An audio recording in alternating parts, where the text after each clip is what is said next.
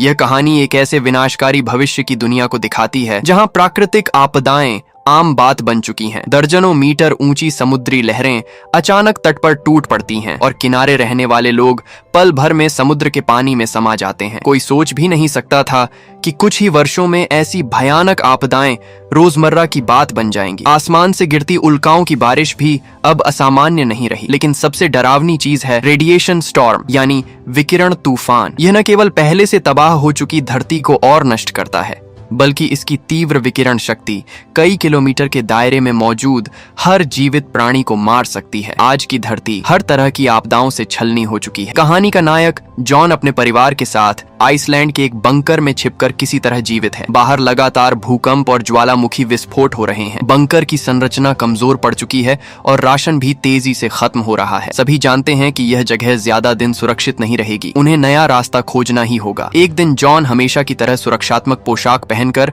सामान की तलाश में बाहर जाता है। समुद्र किनारे उसे कुछ लाइफ बोट तैरती दिखाई देती हैं और थोड़ी दूरी पर एक जर्जर विध्वंसक युद्धपोत भी नजर आता है। वह उत्साहित होकर जहाज में घुसता है, लेकिन अंदर सिर्फ कुछ जली हुई लाशें मिलती हैं, कोई जीवित नहीं। वह वहां से जरूरी सामान इकट्ठा करता है। एक डायरी में उसे एक बैंगनी फूल का नमूना मिलता है जो इस उजड़े संसार में लगभग विलुप्त हो चुका है। जैसे ही वह उसे जेब में रखता है, उसके साथी की चेतावनी सुनाई देती है। रेडिएशन तूफान आने वाला है। अचानक आसमान काला पड़ जाता है।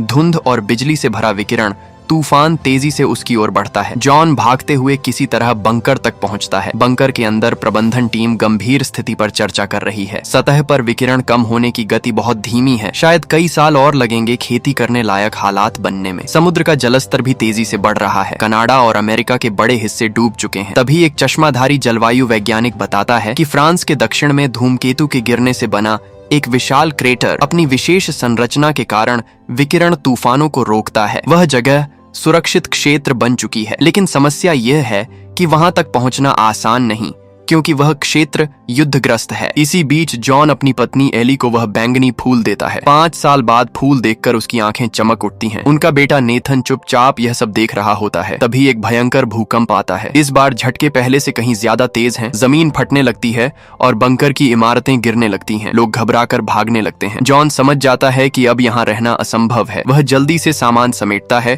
और परिवार के साथ निकल पड़ता है। मुख्य द्वार पर भीड़ जमा है, इसलिए वह एक गुप्त रास्ते से बाहर निकलता है। बाहर आकर वे देखते हैं कि एक और शक्तिशाली भूकंप आया है। अब पूरा द्वीप असुरक्षित हो चुका है। जॉन को याद आता है कि समुद्र किनारे लाइफ बोट है। शायद वही उनकी आखिरी उम्मीद है। बहुत से लोग उसी दिशा में भाग रहे हैं, कुछ तो बिना सुरक्षात्मक उपकरण के ही। पहली नाव लोगों से भर चुकी है, फिर भी लोग चढ़ने की कोशिश कर रहे हैं। जॉन अपने परिवार के साथ दूसरी नाव तक पहुंचता है और किसी तरह अंदर जगह बना लेता है। एक सैनिक जैसी वर्दी पहने व्यक्ति दरवाजा बंद करने का आदेश देता है, वरना नाव डूब सकती है। जो लोग पीछे रह जाते हैं वे मजबूरी में किनारे खड़े रह जाते हैं। तभी अचानक कई दर्जन मीटर ऊंची सुनामी की लहर उठती है और तट पर मौजूद लोगों को बहा ले जाती है। छोटी सी लाइफ बोट समुद्र में पत्ते की तरह डगमगाती है, लेकिन उसकी मजबूत संरचना के कारण वह टूटती नहीं। किसी तरह वे इस आपदा से बच जाते हैं। जॉन हवा की गुणवत्ता जांचता है और पाता है कि समुद्र के ऊपर की हवा साफ है। सब लोग अपने मास्क हटाकर ताजी हवा में सांस लेते हैं, लेकिन उनके चेहरों पर चिंता साफ झलकती है। उनका घर अब खत्म हो चुका है। आगे का रास्ता अनिश्चित है। एली को बैठक में हुई चर्चा याद आती है। पहले इंग्लैंड में उतरना होगा,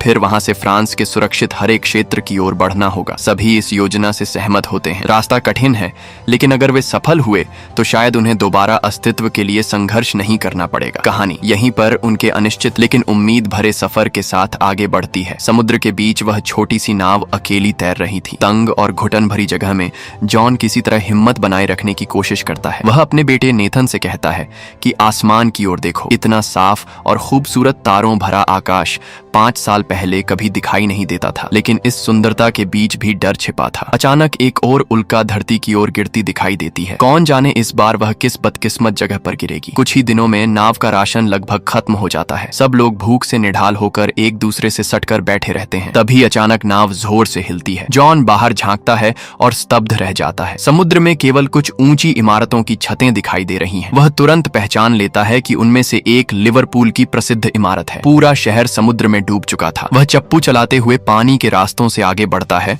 और आखिरकार एक ऊंचे स्थान पर किनारा करता है। वे इंग्लैंड पहुंच चुके हैं। अब उन्हें पैदल फ्रांस की ओर जाना होगा। जॉन सुझाव देता है कि पहले कुछ सामान जुटा लिया जाए। वह अपना रेडिएशन डिटेक्टर निकालता है। यहाँ विकिरण स्तर मुश्किल से सुरक्षित सीमा में है। उन्हें जल्द से जल्द किसी इमारत के अंदर शरण लेनी होगी। तभी नेथन दूर कुछ जीवित लोगों को देखता है। वे उनके पीछे पीछे चलते हुए एक बस्ती तक पहुंचते हैं जहां बचे हुए लोग रहते हैं। लंबे समय से विकिरण झेलने के कारण कई लोगों की त्वचा खराब हो चुकी है। सामने एक बड़ी दीवार बनी है और हथियारबंद सैनिक किसी को अंदर नहीं जाने दे रहे। अधिकारी साफ कहता है कि बिना पास के कोई भी शरण स्थल में प्रवेश नहीं कर सकता। बाहर भीड़ बढ़ती जाती है और माहौल तनावपूर्ण हो जाता है। हालात बिगड़ते देख अधिकारी गोली चला देता है और आगे खड़े कुछ लोगों को गिरा देता है। तभी लोग आसमान की ओर देखते हैं। एक विशाल रेडिएशन तूफान उनकी ओर बढ़ रहा है। भगदड़ मच जाती है। जॉन अपनी पत्नी एली और बेटे को लेकर भागता है। तभी एक गाड़ी आती दिखती है। वह ड्राइवर से विनती करता है। ड्राइवर अपनी घड़ी की ओर इशारा करता है जैसे उसे भुगतान में वह चाहिए। जॉन बिना सोचे मान जाता है। इस समय जान ज्यादा कीमती है। गाड़ी में बैठे लोग भी फ्रांस के ग्रीन सेफ जोन की ओर जा रहे होते हैं। रास्ते में ड्राइवर गाड़ी रोकता है ताकि लोग थोड़ी देर आराम कर लें। जॉन अपने बेटे के साथ झाड़ियों में जाता है। तभी उसे जमीन में हल्का कंपन महसूस होता है। आसमान में आग उगलती उल्काएं गिरने लगती है। सब लोग पेड़ों को पकड़कर धमाके सहते हैं। सौभाग्य से वे सीधे प्रभाव क्षेत्र में नहीं होते, लेकिन ड्राइवर जब गाड़ी हटाने की कोशिश करता है तभी एक उल्का सीधे गाड़ी पर गिरती है। विस्फोट के बाद हवा में जलने की तीखी गंध फैल जाती है। जॉन बचे हुए सामान इकट्ठा करता है और समूह को लेकर लंदन की ओर बढ़ता है। संयोग से एली की मां लंदन के बाहरी इलाके में रहती हैं और अभी जीवित हैं। उनका वृद्धाश्रम स्वतंत्र एयर प्यूरिफिकेशन सिस्टम से लैस है। अगर ईंधन मिलता रहे तो वे वहां सुरक्षित रह सकते हैं। दादी अपनी बेटी और नाती को देखकर बेहद खुश होती हैं। वे एक शांत रात बिताते हैं, लेकिन आधी रात एली को खांसी की आवाज सुनाई देती है। वह बाथरूम में जाती है और देखती है कि जॉन की नाक से खून बह रहा है। दबाव डालने पर जॉन सच्चाई बताता है। सालों तक बाहर जाकर सामान लाने के कारण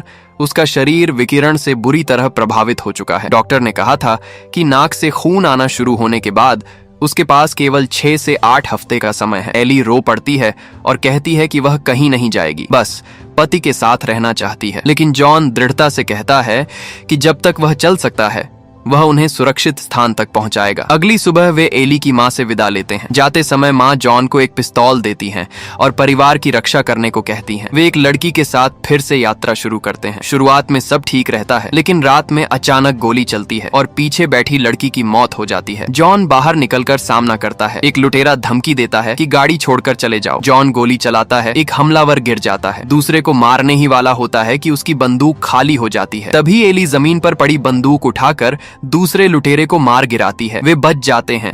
जॉन लड़की को दफनाता है और वे आगे बढ़ते हैं। जल्द ही वे इंग्लिश चैनल पहुंचते हैं। जहां पहले समुद्र था अब सूखी जमीन है और वे कार से पार कर सकते हैं। नेथन को यह अजीब लगता है, लेकिन आगे एक विशाल दरार रास्ता रोक लेती है। 2 मोटी रस्सियां दरार के ऊपर बंधी हैं। उन्हें इन्हीं के सहारे पार जाना होगा। तेज हवा में रस्सियां हिल रही हैं। जॉन आगे बढ़ता है, लगभग फिसल जाता है। एली आंखें बंद कर धीरे धीरे बढ़ती हैं। वे बीच के प्लेटफॉर्म तक पहुंचते हैं। तभी भूकंप आता है। पीछे के कुछ लोग गिर जाते हैं और एक सीढ़ी टूटकर नीचे गिरती है। किसी तरह जॉन का परिवार पार पहुंच जाता है। पीछे का रास्ता टूट जाता है। शायद वे आखिरी लोग थे जिन्होंने यह दरार पार की। आगे बढ़ते हुए वे जली हुई बंजर धरती देखते हैं। तभी एक हथियारबंद आदमी सामने आता है। जॉन बताता है कि वे क्लार्क उल्का गड्ढे की ओर जा रहे हैं। आदमी हथियार नीचे कर देता है और उन्हें अपने गुप्त ठिकाने ले जाता है। वहां जीवित रहने की अच्छी व्यवस्था है, लेकिन वह जानता है कि यह स्थायी हल नहीं है। वह चाहता है कि जॉन उसकी बेटी को सुरक्षित हरे क्षेत्र तक ले जाए, जबकि वह खुद अपनी अपंग पत्नी के साथ यहीं रहेगा। बदले में वह जॉन को एक फोटो देता है जिसमें उल्का गड्ढे के पास का सुरक्षित क्षेत्र दिखाया गया है। यहीं से उनकी यात्रा एक नई उम्मीद के साथ आगे बढ़ती है। यह इलाका इस समय युद्ध की चपेट में है। उस आदमी ने जॉन को समझाया कि अगर वे स्थानीय सैन्य अधिकारी को वह फोटो दिखा देंगे तो उसका दोस्त जॉन और उसके परिवार को युद्धग्रस्त क्षेत्र से सुरक्षित निकालने में मदद करेगा। अगली सुबह उस व्यक्ति और उसकी अपंग पत्नी की विदाई भरी निगाहों के बीच जॉन गाड़ी स्टार्ट करता है और सब लोग आगे की यात्रा पर निकल पड़ते हैं। लेकिन अब जॉन की खांसी पहले से ज्यादा गंभीर हो चुकी है। एली की आंखों में चिंता साफ झलकती है। वह रुककर थोड़ा आराम करने की सलाह देती है। सब लोग कुछ देर घास पर बैठकर हल्की फुल्की बातें करते हैं, जैसे थोड़ी देर के लिए इस भयावह दुनिया को भूल जाना चाहते हों। तभी दूर से हथियारबंद सैनिकों का एक दल आता दिखाई देता है। साथ चल रही लड़की तुरंत अपने पिता की पहचान बताती है और कहती है कि उसके पिता यहाँ के अधिकारी के घनिष्ठ मित्र हैं। यह सुनकर जवान सैनिक का रवैया थोड़ा नरम हो जाता है। वह उन्हें चेतावनी देता है कि आगे बढ़ना बेहद खतरनाक है, आगे पूरा युद्ध क्षेत्र है और हर रास्ता बारूदी सुरंगों से भरा हुआ है। उसी रात वह युवा सैनिक खुद उन्हें एक गुप्त रास्ते से ले जाता है। यह रास्ता उल्का गड्ढे तक जाने का जरूरी मार्ग है, लेकिन यहाँ दिन रात गोलाबारी होती रहती है। गोलियों की बौछार के बीच भागते हुए सैनिक हांफते हुए जॉन से कहता है कि आगे बढ़ने पर उन्हें टेंटों का एक शिविर दिखेगा जहाँ फोटो वाला अधिकारी तैनात था। जॉन उसका धन्यवाद करता है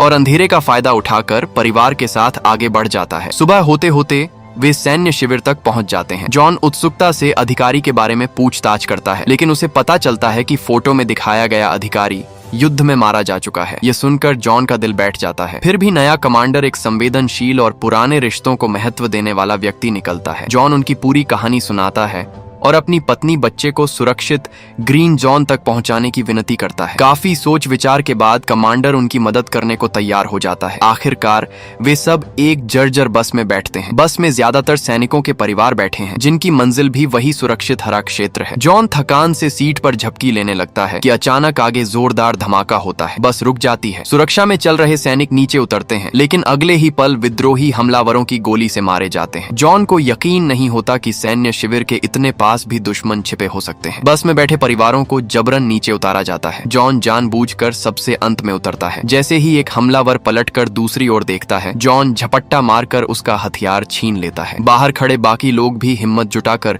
विद्रोहियों पर टूट पड़ते हैं। सब मिलकर हमलावरों को काबू में कर लेते हैं। तभी बस के अंदर से गोली चलने की आवाज आती है। जॉन दरवाजा खोलकर बाहर आता है। उसने एक हमलावर को मार गिराया है, लेकिन खुद भी गोली लग चुकी है। वह दर्द को छिपाते हुए कहता है कि वह ठीक है। बस फिर से आगे बढ़ती है। थोड़ी देर बाद वे सड़क किनारे हरे मैदान देखते हैं। पहाड़ी की चोटी पर पहुंचकर एली जॉन को सहारा देकर बस से नीचे उतारती है। सामने का दृश्य देखकर उसके चेहरे पर हैरानी और खुशी एक साथ झलक उठती है। विशाल उल्का गड्ढे के भीतर एक अलग ही दुनिया बसी हुई है। चारों तरफ हरियाली, घने पेड़, साफ पानी और जीवन से भरा वातावरण। यह वही पौराणिक सुरक्षित हरा क्षेत्र है जिसके लिए वे इतने समय से संघर्ष कर रहे हैं। लेकिन उसी पल जॉन का शरीर जवाब दे देता है। वह जमीन पर गिर पड़ता है। उसकी बीमारी और गोली का घाव अब और सहन नहीं कर पाते। अफसोस, वह इस नई जिंदगी की खुशियां खुद नहीं देख पाता। यहीं इस प्रलयकारी यात्रा की कहानी का यह भाग समाप्त होता है।